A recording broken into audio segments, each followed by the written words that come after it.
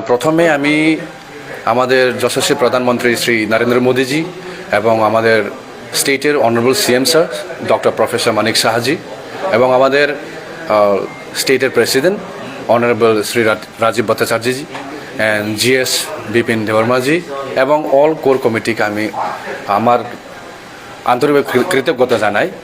আর অসংখ্য অসংখ্য ধন্যবাদ আমাকে এই সুযোগ দেওয়ার জন্য যে আমি 11th মহারানীপুর তেলাম্বাড়া থেকে আমি ক্যান্ডিডেট হয়েছি।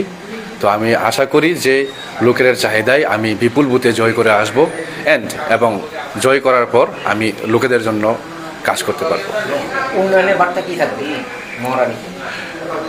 11 মহারানীপুর তেলাম্বাড়া কনস্টিটুয়েন্সি হচ্ছে under Mungiakami RD block, which is একটা aspirational block, one of the aspirational block. তো মেইনলি আমি ফোকাস করব ড্রিঙ্কিং ওয়াটার আর আমাদের বিভিন্ন ইউথ আনএমপ্লয়মেন্ট এইসব নিয়ে আমি কাজ করব।